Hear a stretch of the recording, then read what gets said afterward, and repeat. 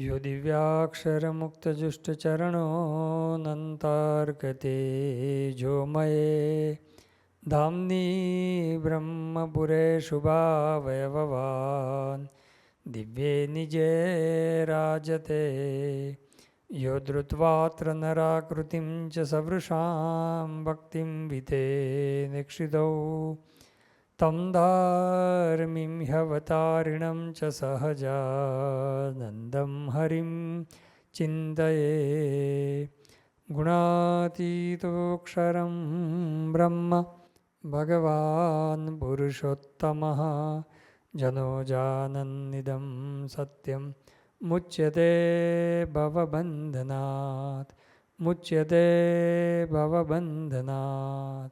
श्री स्वामिनारायण भगवाननी जय।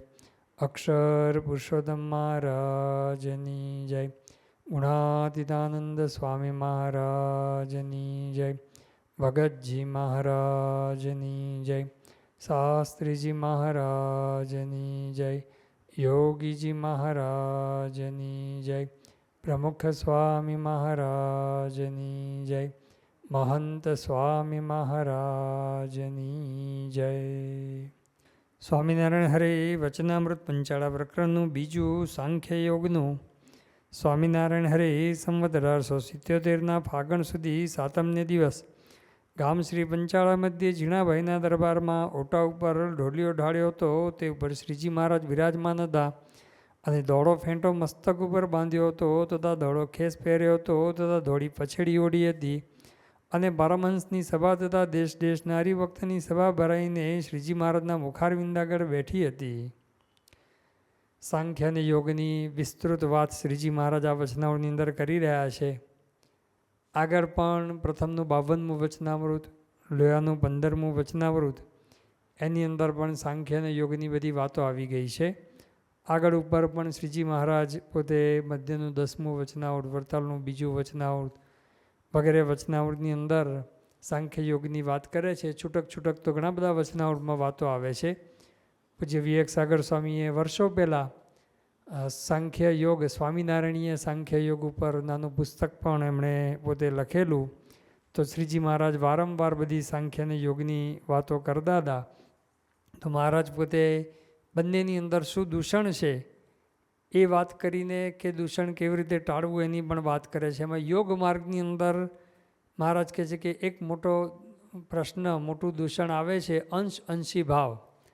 કારણ કે ભગવાનના જ એ પ્રકૃતિ પુરુષને બધા જે અંશી ભાવ આવી જાય ભગવાનમાં ને પ્રકૃતિ પુરુષ વિરાટ વગેરેની અંદર, તો શ્રીજી મહારાજ કે એ મોટો દોષ છે। ભગવાન તો અખંડ છે, અચ્યુત છે, અવિનાશી છે અને અક્ષર છે, એમના કોઈ દિવસ એ ટુકડા થાય નહીં, એટલે એ દોષ ના આવે એ મહારાજ કે એના માટે એ ભગવાનનો અનુપ્રવેશ છે એવું સમજવાનું એ બધાની અંદર।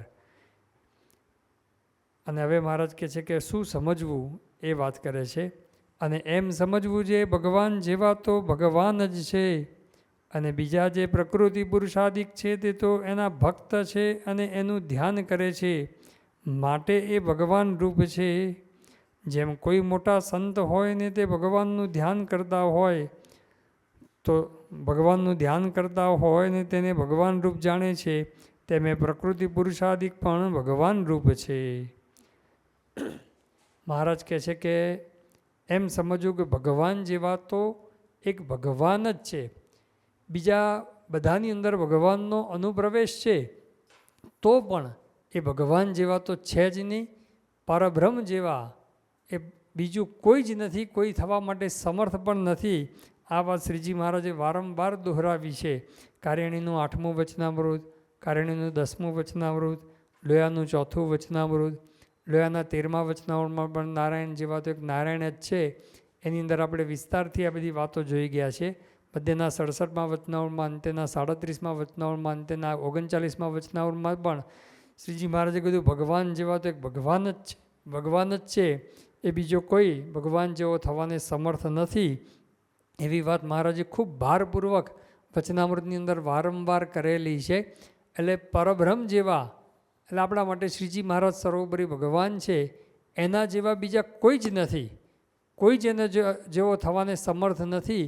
લોયાના 13મા વચનામૃતમાં મહારાજે ખૂબ સરસ સ્પષ્ટતા કરેલી છે. એની અંદર મહારાજ કહે છે કે એ નારાયણને લઈને, એ પરબ્રહ્મને લઈને શ્રીજી મહારાજ કે નારદ સનકાદિક હોય, ઉદ્ધવજી હોય, એને નારાયણ જેવા કહેવાય. પણ કોને લઈને?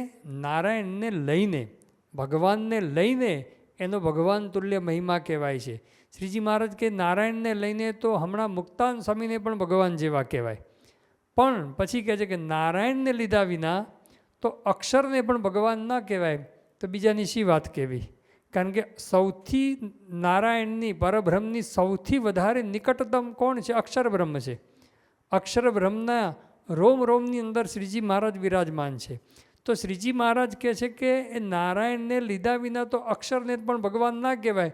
તો બીજા બધા મુક્તની કે પછી પ્રધાન પુરુષ કે વિરાટ કે બધાની તો વાત જ ક્યાં રહી?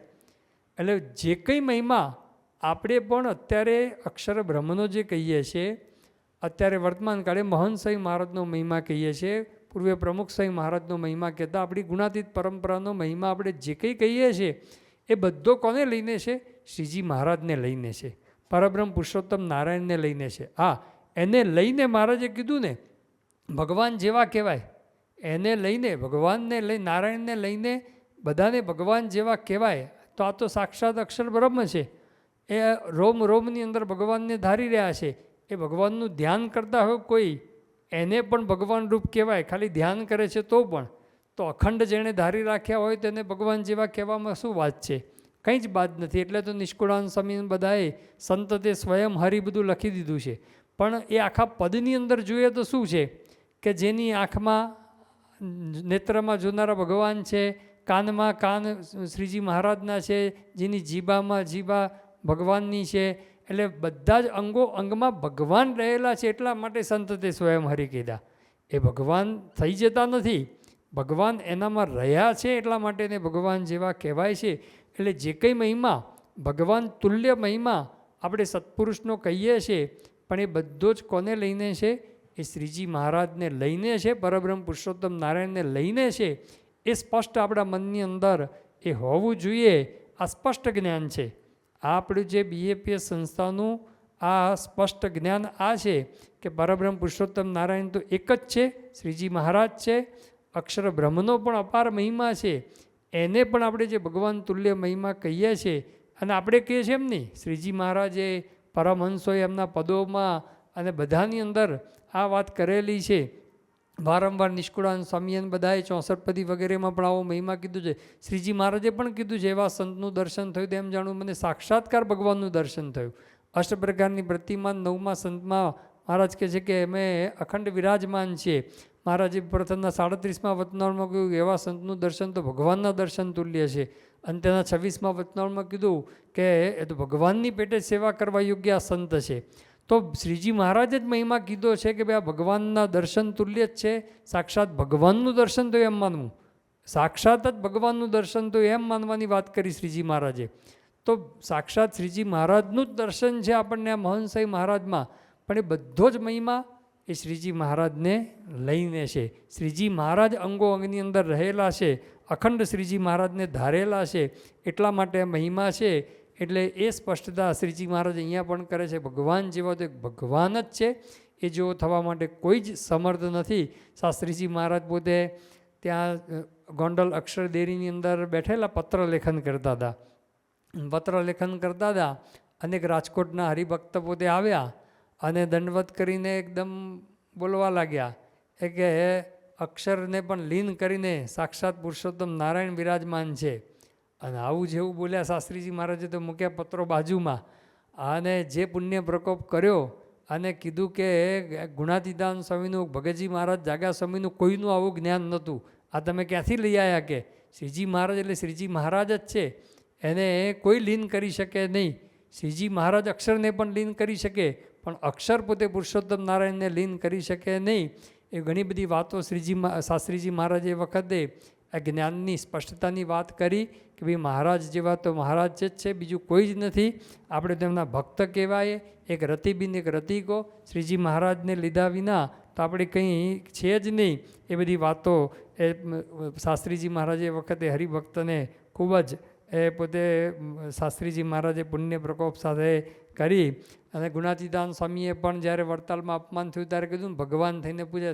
ગુણાતીતાન સ્વામી કોઈ મને ભગવાન કહેશે ગધેડે લેખાશે, એટલે સ્પષ્ટ કહી દીધું. પણ જેટલામાં રાજાનું રાજ્ય એટલામાં રાણીનું રાજ્ય, જેટલો ભગવાનનો મહિમા એટલો આ સાધુનો મહિમા પણ એ શ્રીજી મહારાજને લઈને છે. એ વાત ગુણાતીતાન સ્વામી એ વખતે સ્પષ્ટપણે એ કહી દીધી. અને પ્રમુખ સ્વામી મહારાજના પણ અઢળક પ્રસંગો છે.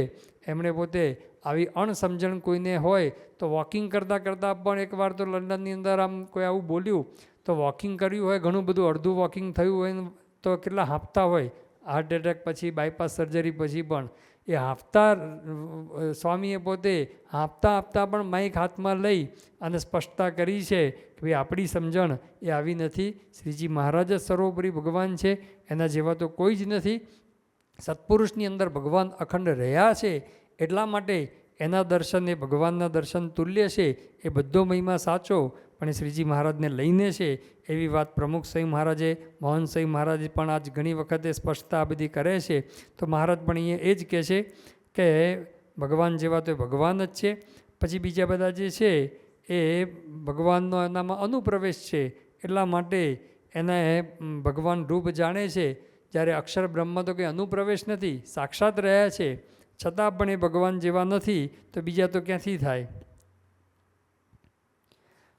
અને એ સર્વેથી પર જે પુરુષોત્તમ શ્રી કૃષ્ણ તે જ વાસુદેવ સંકર્ષણ પ્રદ્યુમ્ન અનિરુદ્ધ રૂપે થાય છે તથા રામકૃષ્ણાદિક અવતારનું ગ્રહણ કરે છે તે ધ્યાન કરવા યોગ્ય છે. યોગ માર્ગવાળે આવું સમજવાનું કે ભગવાનના અવતાર જે થાય છે તો પ્રગટ ભગવાનનું મૂળ તો ધ્યાન કરવું. રામ ભગવાન જ્યારે પ્રગટ હોય ત્યારે રામનું ધ્યાન કરવું, કૃષ્ણ ભગવાન પ્રગટ હોય ત્યારે કૃષ્ણ ભગવાનનું, શ્રીજી મહારાજ પ્રગટ હતા ત્યારે શ્રીજી મહારાજનું, અને ભગવાન આજે સત્પુરુષ રૂપે પ્રગટ છે તો એ મોહન સ્વામી મહારાજનું ધ્યાન કરવું એ આ યોગ માર્ગ છે.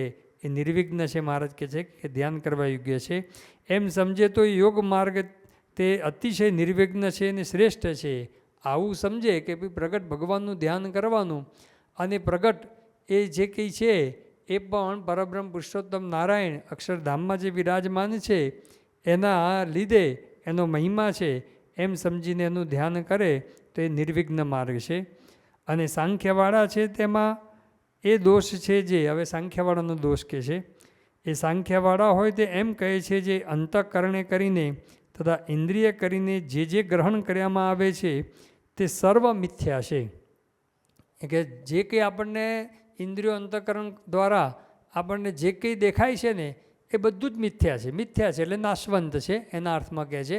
કારણ કે અદ્વૈત લોકો મિથ્યા શબ્દ જુદા અર્થમાં વાપરે છે જ નહીં એવા અર્થમાં વાપરે છે, પણ આ નાશવંતના અર્થમાં છે કે બધું નાશ પામી જાય છે. એટલા માટે ઇન્દ્રિયોથી જે કંઈ આપણે બધું જોઈએ છે એ બધું જોઈએ છે કેવું છે, નાશ પામી જાય છે.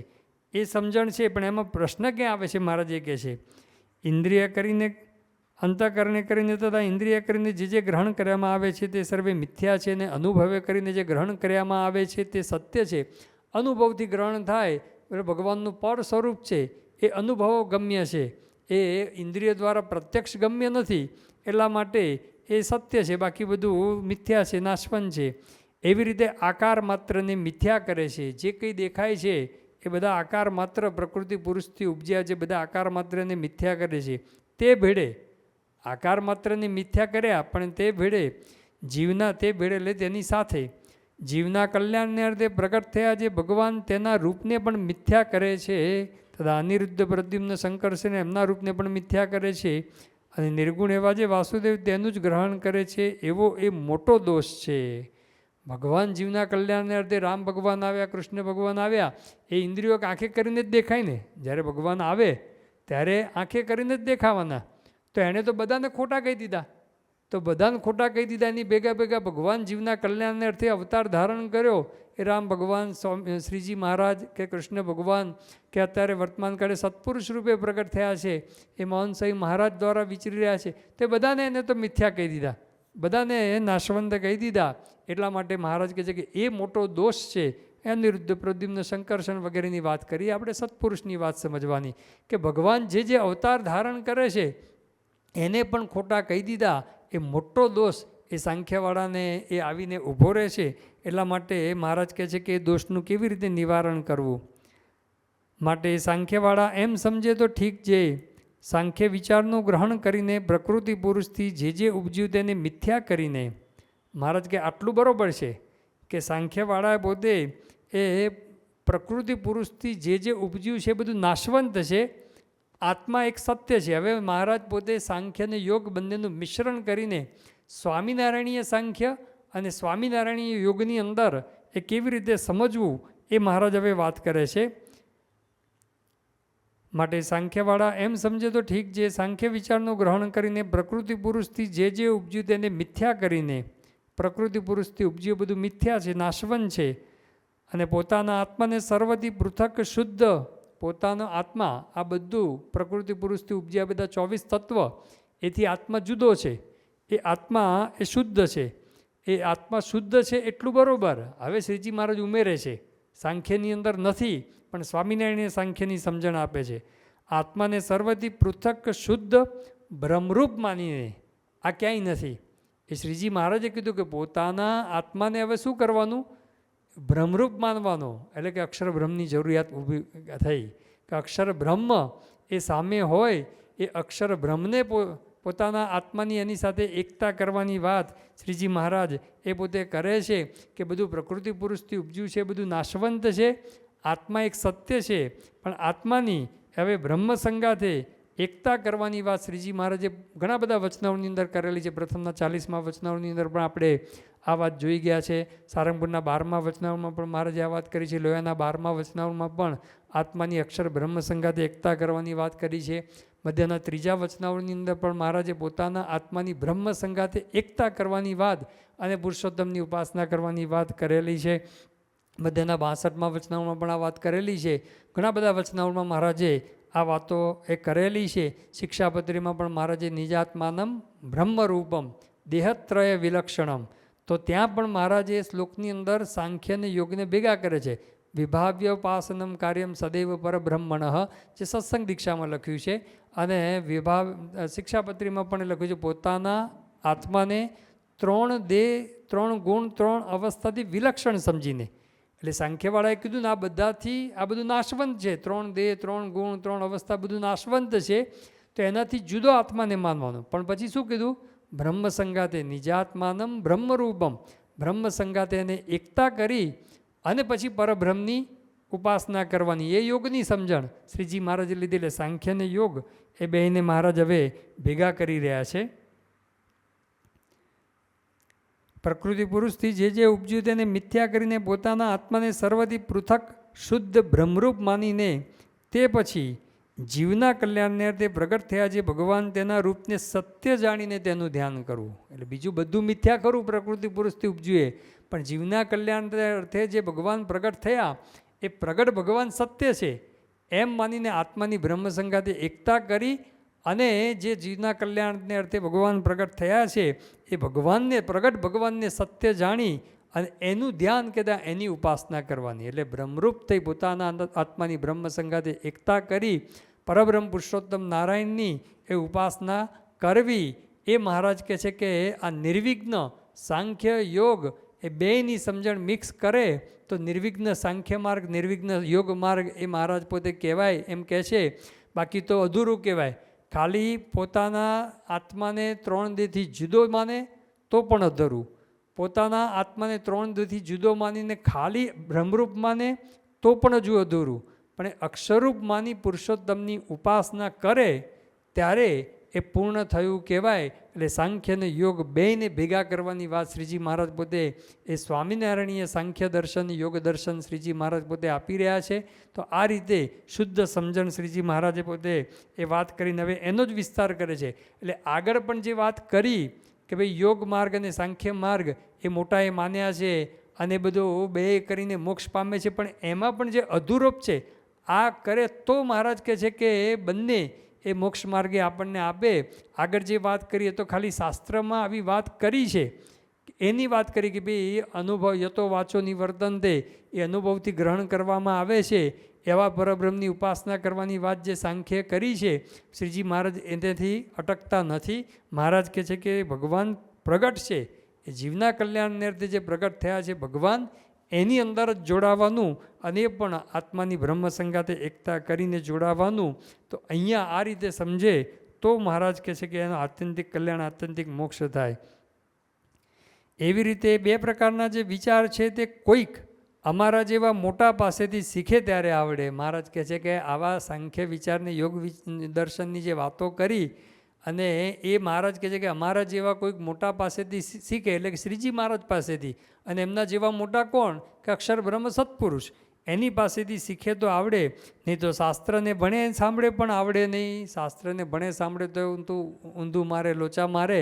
એ તો આવી સ્પષ્ટ સમજણ શ્રીજી મહારાજ અને ગુણાતીત સત્પુરુષ સમજાવે ત્યારે સમજાય, એ સિવાય સમજાય એવું નથી. આવી વાત મહારાજે પ્રથમના 60માં વચનાવળમાં, પ્રથમના 66માં વચનાવળ, મધ્યના 13 વગેરે વચનાવળની અંદર પણ કરેલી છે કે સત્પુરુષ પ્રગટ થાય અને એના મુખ થકી સાંભળે તો સમજાય. એકાંતિક ધર્મની પ્રથમના 60માં વચનાવળમાં વાત કરી ત્યારે પણ કહ્યું કે શાસ્ત્ર વાંચીને પણ એકાંતિક ધર્મ સિદ્ધ ના થાય, એ તો સત્પુરુષ પ્રગટ થાય એના થકી જ એ એકાંતિક ધર્મ સિદ્ધ થાય. અને છે તો એમ જે પ્રથમ સાંખ્ય વિચારે કરીને જે બ્રહ્મરૂપ થયો હોય તેને અર્થે યોગનો ઉપદેશ છે. મહારાજ હવે બેને હવે ભેગું કરીને જ વાત કરે છે કે સાંખ્ય કરીને જે બ્રહ્મરૂપ થયો, સાંખ્ય વિચારે કરીને દેહનેથી જુદો આત્મા, આત્માની બ્રહ્મ સંગાતે એકતા કરી, એ એકતા કર્યા પછી એના માટે એ પરબ્રહ્મની ભક્તિ કરવાની વાત કરેલી છે. લોયાના 7મા વચનાવળમાં મહારાજે કહ્યું બ્રહ્મરૂપ થયો તેને જ પરબ્રહ્મની ભક્તિનો અધિકાર છે. એવી વાત મહારાજે ત્યાં આગળ કરેલી છે. એટલા માટે મોહન સાંઈ મહારાજે સાધના મંત્ર આપ્યો, એમાં શું લખ્યું કે અક્ષરમ અહમ પુરુષોત્તમ દાસોસ્મી. ખાલી અક્ષરમ અહમ પણ નહીં, અક્ષરમ અહમ સમજ્યા પછી હું અક્ષર છું પણ સાથે પુરુષોત્તમનો દાસ છું, એટલે પુરુષોત્તમની ભક્તિ કરવાની છે. હવે મહારાજ જ હવે વાત કરે છે.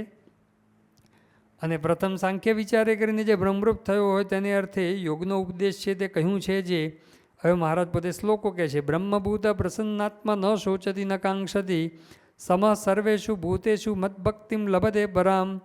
એટલે આ પણ ગીતાનો 18મો અધ્યાય છે, એનો 54મો શ્લોક છે કે જે બ્રહ્મરૂપ છે એ બ્રહ્મભૂત હોય છે, એટલે બ્રહ્મરૂપ છે, પ્રસન્નાત્મા છે, એને કોઈ દિવસ શોક થતો નથી, એને કોઈ ઈચ્છા પણ નથી.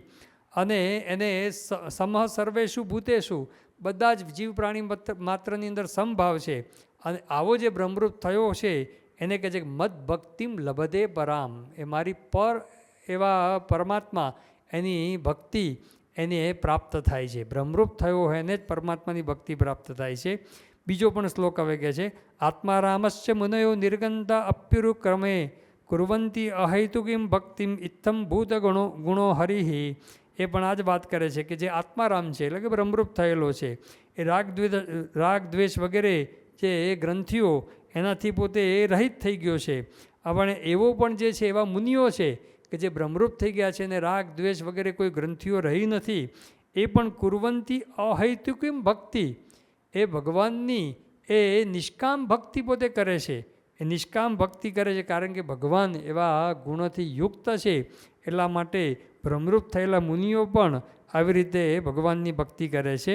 આ પણ શ્રીમદ ભાગવતનો પહેલા સ્કંદનો 7મા અધ્યાયનો 10મો શ્લોક છે. પછી પણ બીજો ભાગવતનો શ્લોક કહે છે, પરિનિષ્ઠિતોપી નૈર્ગુણ્ય ઉત્તમ શ્લોક લીલયા ગૃહિત ચેતા રાજર્ષિ આખ્યાનમ યદિધીતવાન. આ પણ શ્રીમદ ભાગવતનો બીજા સ્કંદનો પહેલા અધ્યાયનો 9મો શ્લોક છે. સુખદેવજી પોતે વાત કરે છે કે હું પરિનિષ્ઠ છું, એકદમ એ પોતાને કોઈ મોહ નથી, આસક્તિ નથી અને નિર્ગુણ ભાવને પામી ગયેલો છું, એટલે કે બ્રહ્મરૂપ થયેલો છું. તેમ છતાં પણ ઉત્તમ શ્લોક એવા જે ભગવાન, એ ભગવાનની એ લીલાનું હું ગાન કરું છું, એ એમાં આકર્ષણ પામ્યો છું. અને એ આખ્યાન, એ ભાગવત રૂપી આખ્યાન એ હું ભણું છું, કારણ કે ભગવાનની લીલા, ભગવાનના ચરિત્રો આવે છે એટલે કે હું બ્રહ્મરૂપ થયો છું, નિર્ગુણ ભાવને પામેલો છું, છતાં પણ ભગવાનના ચરિત્રો એ હું ભણું છું, શીખું છું. એવી વાત એ સુખદેવજીએ પોતે કરી. આ 3 શ્લોકો અને સાથે નિજાત્માનમ બ્રહ્મરૂપમ, 4 શ્લોક એ ગુણાતીદાન સ્વામી 3જા પ્રકરણની 12મી વાતમાં એક સાથે આવી રીતે જ ઉલ્લેખ્યા છે. એટલે કે બ્રહ્મરૂપ થઈ ભગવાનની ભક્તિ કરવી, એ ચારેયનો સિદ્ધાંત આ જ આવે છે. એવી રીતે સાંખ્યવાળાને યોગની અપેક્ષા છે કાંજે સાંખ્યવાળો વિચારે કરીને પોતાના આત્માથી વ્યતિરિક્ત જે કંઈ પંચ ઇન્દ્રિયોને 4 અંતઃકરણે કરીને ભોગવવામાં આવે એવા વિષય ભોગ છે તેને અતિશય તુચ્છ જાણે છે. સાંખ્યવાળાને એટલું સારું છે કે બધા વિષય ભોગ પણ અતિશય તુચ્છ જાણે, કારણ કે બધું નાશવંત જ છે, એ અતિશય તુચ્છ જાણે છે. માટે કોઈ પદાર્થને વિશે આશ્ચર્ય પામે નહીં. એટલે ગમે તેવો શ્રેષ્ઠ વિષય આવે, પદાર્થ આવે, એમાં કંઈ મોહ થાય નહીં તથા બંધાય નહીં. અને એની પાસે કોઈ આવીને એમ કહે છે આ પદાર્થ તો બહુ જ રૂડું છે, કારણ કે બહુ રૂડું છે, આ મર્સિડીઝ ગાડી બહુ સારી છે, અથવા આ બહુ સારું છે, ગમે તેવું કહે, ત્યારે તેને એમ વિચારે છે ગમે તેવું સારું હશે પણ ઇન્દ્રિયો અંતઃકરણે કરીને ગ્રહણ કરવામાં આવે એવું હશે. ને ઇન્દ્રિયો અંતઃકરણના ગ્રહણમાં જે આવે તે તો અસત્ય છે, નાશવંત છે.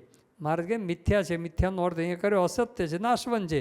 ગમે તેવું સારું છે પણ ઇન્દ્રિયો દ્વારા દેખાય છે એટલે નાશવંત જ છે, એ ખોટું જ છે, એટલે એમાં કંઈ બંધાવવાની જરૂર નથી. એવી એ સાંખ્યવાળાને દ્રઢ સમજણ રહે છે, એને પોતાના આત્માને શુદ્ધ જાણે છે. એવો જે સાંખ્યવાળો તેને યોગ માર્ગે કરીને ભગવાનની જે ઉપાસના, ધ્યાન, ભક્તિ તે કરવા.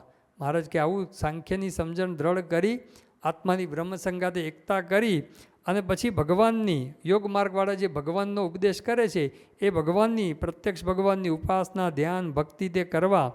અને એમ ન કરે તો એને વિશે અતિ ન્યૂનતા કહેવાય. મહારાજ કહે છે કે આ બ્રહ્મરૂપ થઈને પણ જો પરબ્રહ્મની ભક્તિ ઉપાસના ન કરે તો અતિ ન્યૂનતા, ખાલી ન્યૂનતા નહીં, અતિ ન્યૂનતા એ શ્રીજી મહારાજ પોતે બતાવે છે. એટલે મહારાજ પોતે એ પરબ્રહ્મની ભક્તિ એને મુખ્ય રાખે છે, પણ એ ભક્તિ પણ એકલી ભક્તિ નહીં, ભ્રમરૂપ થઈને ભક્તિ કરે તો એ નિર્વિઘ્ન થાય. એવી રીતે સાંખ્યશાસ્ત્ર તથા યોગશાસ્ત્ર તેનો જે સનાતન સિદ્ધાંત છે તે અમે યથાર્થ વિચારીને કહ્યો છે. મહારાજ કે અમે આ સાંખ્યશાસ્ત્ર અને યોગશાસ્ત્રનો જે સિદ્ધાંત યથાર્થ વિચારી અને તમારી આગળ એમાં જે સ્વામિનારાયણીય દર્શનની રીતે જે ઉમેરવાનું તે ઉમેરીને મહારાજે કીધો છે. અને જે આધુનિક યોગવાળાને સાંખ્યવાળા છે, મહારાજ કે આધુનિક સાંખ્યવાળા ને આધુનિક યોગવાળા છે એ તો બધાએ બધું બગાડી નાખ્યું છે. તેમણે તો એ 2 માર્ગને બગાડી નાખ્યા છે, 2 માર્ગને બગાડી નાખ્યા. આપણે પહેલાં જ વાત કરી હતી ને, એ ભગવાનને જ કાઢી નાખ્યા. ભગવાનને રાખ્યા કેવા? સાધન તરીકે રાખ્યા. આ ધ્યેય બ્રહ્મરૂપ થઈને ભગવાનની ભક્તિ કરવાની, અક્ષરધામમાં જઈને પણ ભગવાનની ભક્તિ કરવાની, એવું કંઈ રાખ્યું જ નહીં એમણે.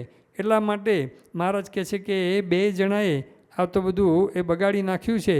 એ વાત શ્રીજી મહારાજ પોતે અહીંયા આપણને એ કરી રહ્યા છે. આધુનિક યોગવાળા અને સાંખ્યવાળા છે તેમણે તો 2 માર્ગને બગાડી નાખ્યા છે.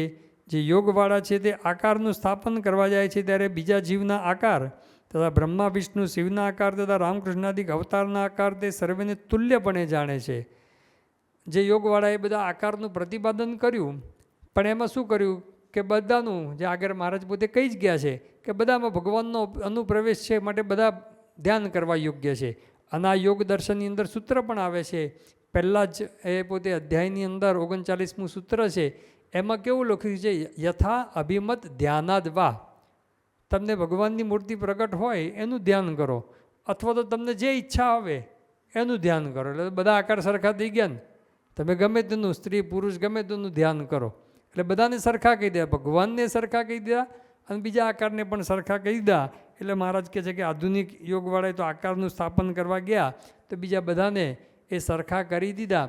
મહારાજે લોયાના 11મા વચનાવરની અંદર અસત પુરુષની સમજણ આ કીધી. અસત પુરુષ જે અસંત છે એની સમજણ કેવી છે એમાં જ લખ્યું કે આ બધી નારાયણની જ આકૃતિઓ છે, સ્ત્રી પુરુષ બધી નારાયણની જ આકૃતિઓ છે, એટલા માટે ગમે તેની અંદર આસક્ત થાવ એમ કરીને દુષ્ટમતીવાળા એટલે મૂર્તો પોતાના વાસનાનું પોષણ કરે એવું થઈ જાય. એટલા માટે મહારાજ કહે છે કે આ બધાનું સ્થાપન, આકારનું સ્થાપન કરવા ગયા તો બધા આકાર સરખા કહી દીધા. અને સાંખ્યવાળા છે તે આકારનું ખંડન કરે છે. તે ભેળે તીર્થ, વ્રત, પ્રતિમા, યમ, નિયમ, બ્રહ્મચર્યાદિક ધર્મ, બ્રહ્મા, વિષ્ણુ, શિવ તથા રામકૃષ્ણાદિક અવતાર એ સર્વેનું ખંડન કરે છે. મહારાજ કહે છે કે આધુનિક સાંખ્યવાળાએ શું કર્યું? એમણે પોતે બધા આકારનું ખંડન કરી નાખ્યું કે બધું નાશવંત છે, એટલે જીવના કલ્યાણને અર્થે ભગવાન પ્રગટ થયા એને નાશવંત કહી દીધા, એ બધું નાશવંત કહી દીધું.